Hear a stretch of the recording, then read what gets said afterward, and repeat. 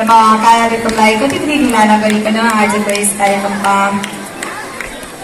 पाठद्वारा school secondary school सम्पूर्ण परिवारलाई एकपटक धन्यवाद दिन चाहन्छु। मलाई निमन्त्रणा गरेर विद्यार्थी भाइ बहिनीहरूसँग भेट्ने मौका दिनुभयो र यहाँ अभिभावकज्यूहरू पनि आउनु भएको छ होला।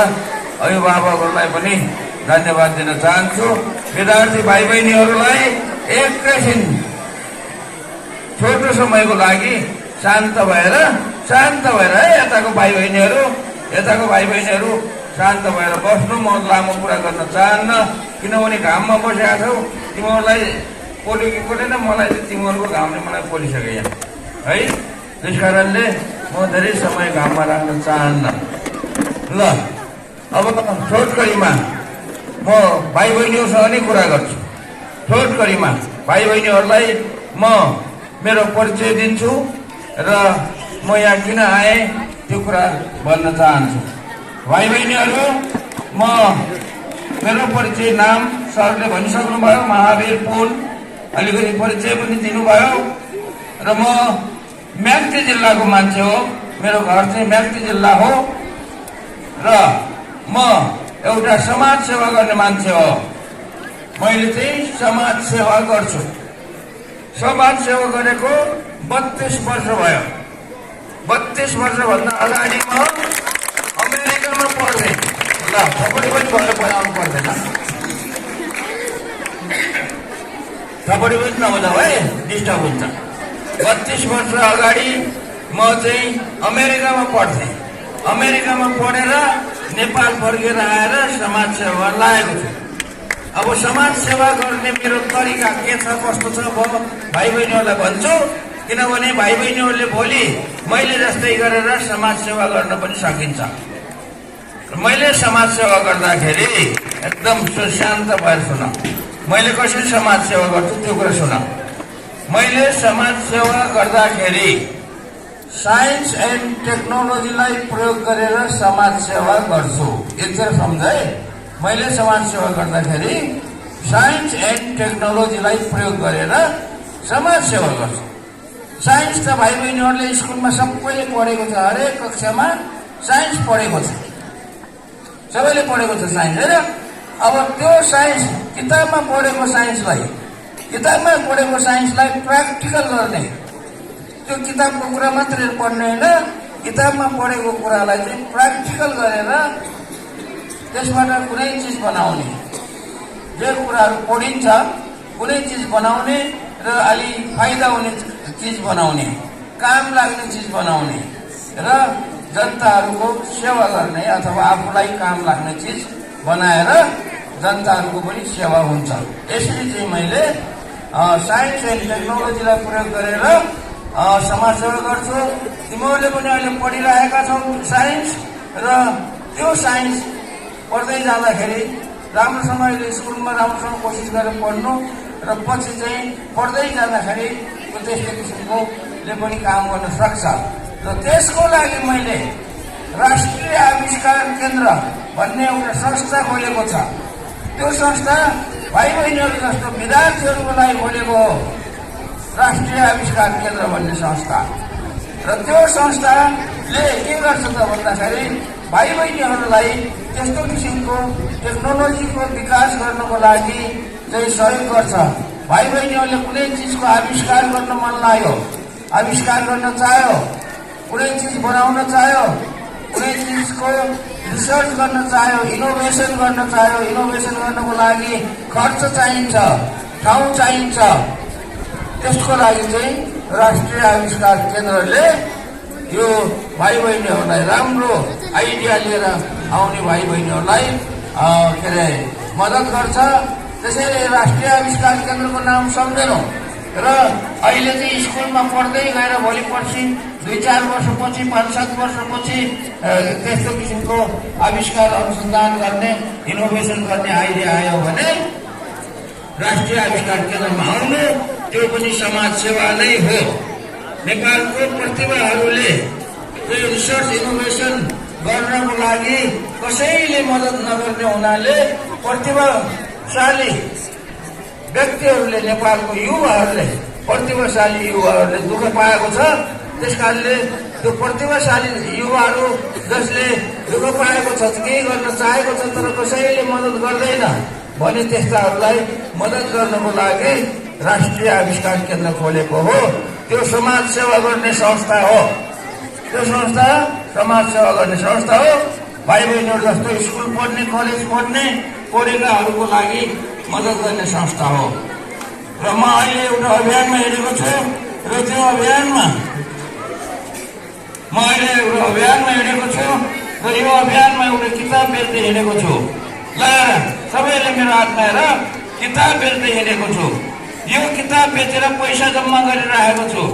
अहिलेसम्म आज 352 दिन भयो यो किताब बेच्दै हिँडेको र 40वटा जिल्लामा यो किताब बेचेर 41औं जिल्ला हो यो सुनसरी जिल्ला र अहिलेसम्म यो किताब बेचेर 10 करोड रुपियाँ जति चाहिँ जम्मा गरेको छ यो किताबले चाहिँ।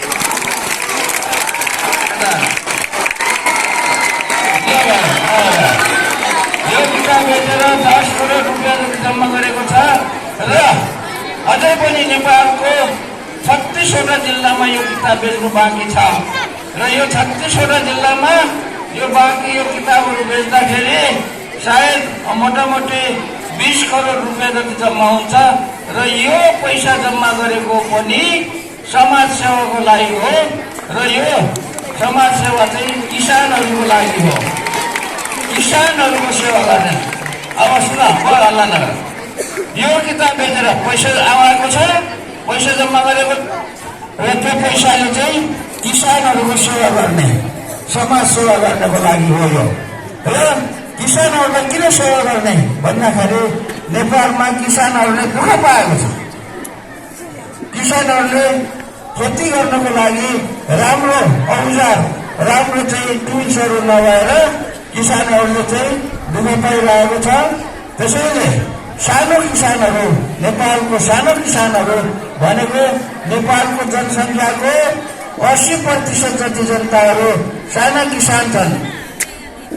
नेपालमा सबैभन्दा धेरै जनसङ्ख्या किसानको छ, 80% जति सानो किसान छन् र त्यो किसानहरूलाई दुःख छ खेती गर्नको लागि र अलिकति मद्दत गर्नको लागि राम्रो औजारहरू बनाइदिने भनेर यो किताब बेचेर पैसा जम्मा गरेको हो।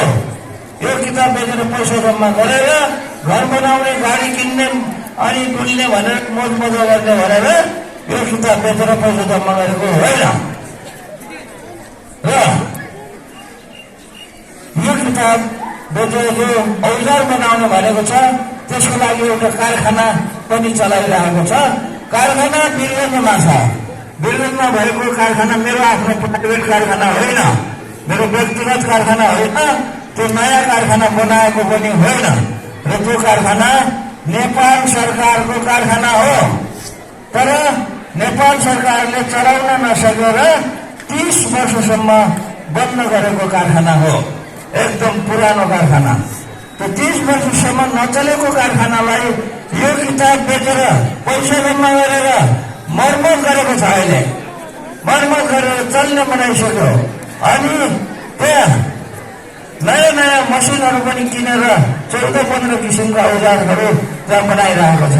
जस्तै धान रोप्ने औजार, मकै रोप्ने औजार, तरकारी रोप्ने औजार, आलु रोप्ने, कोदो रोप्ने यस्ता औजारहरू बनाएको छ र गोडमेल गर्ने औजारहरू पनि बनाएको छ र काट्ने, झार्ने किसिमका साना साना औजारहरू, ठुलो औजार होइन, साना साना औजारहरू सानो किसानलाई काम गर्ने औजारहरू बनाएको छ र औजार बनाएर किसानहरूको सेवा गर्ने, औजार बनाएर बेचेर धेरै नाफा खाने भनेको होइन।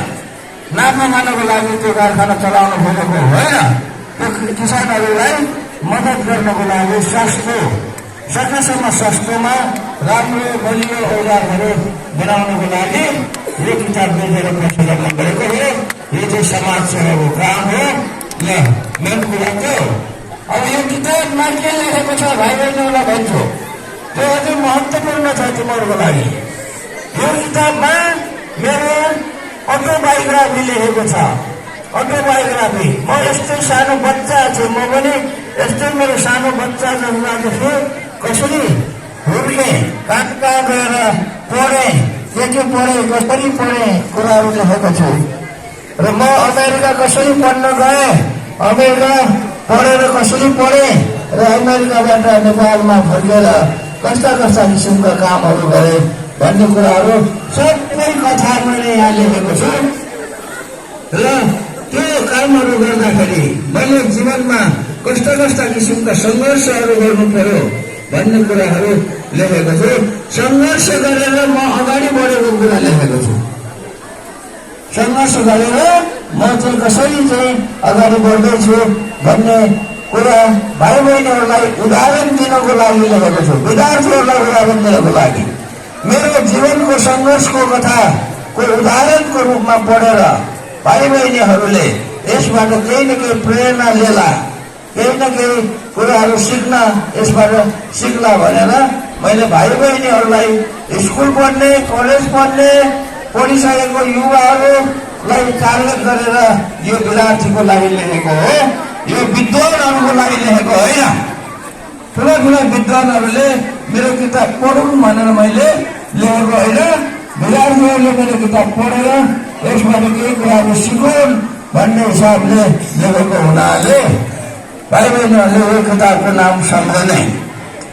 आज चाहिँ किताब किन्नको लागि पैसा ल्याएको छ, सूचना भएको थियो र पैसा ल्याएको छ भने आज किने हुन्छ। आज पैसा ल्याएको छैन भने आज बेलुका घरमा गएर बाबुआमालाई भन्ने, महावीर फोनको किताब आएको छ भन्ने बाबुआमालाई भन्ने। वितरण सुरु भइसकेको छ। यो कति हजारको हजुर? 10,000। 10,000को पुस्तक उहाँले लिँदै हुनुहुन्छ। हाम्रो अस्ट्रेलियाबाट चाहिँ सन्तोष पन्त सरले 10,000 रुपियाँ पैसा चाहिँ पठाइदिनु भएको छ। यो राष्ट्रिय आविष्कार केन्द्रमा सहयोगार्थ वीरगञ्ज कृषि औजार कारखानालाई सहयोग गर्ने हिसाबले उहाँ विदेशमा भए पनि सम्झेर आफ्नै देशमा केही गरौँ भन्ने हिसाबले उहाँले पैसा पठाउनु भएको छ। 10,000 डाक्टर साहबले उहाँ साइन गरिसक्नु भयो। अब वितरण गर्नुहुँदैछ हाम्रो सन्तोष पन्त सरलाई। ल यो सराहनीय कामको लागि चाहिँ एकदमै राम्रो गर्नुभएको छ। अब आफ्नै देशमा केही गरौँ भन्ने कुरा हो। ल आफ्नो देशको लागि गरौँ भन्ने साथीहरू हुनुहुन्छ, तपाईँ सबैजना आएर हामी हातेमालो गर्नुपर्छ भन्ने कुरा हो।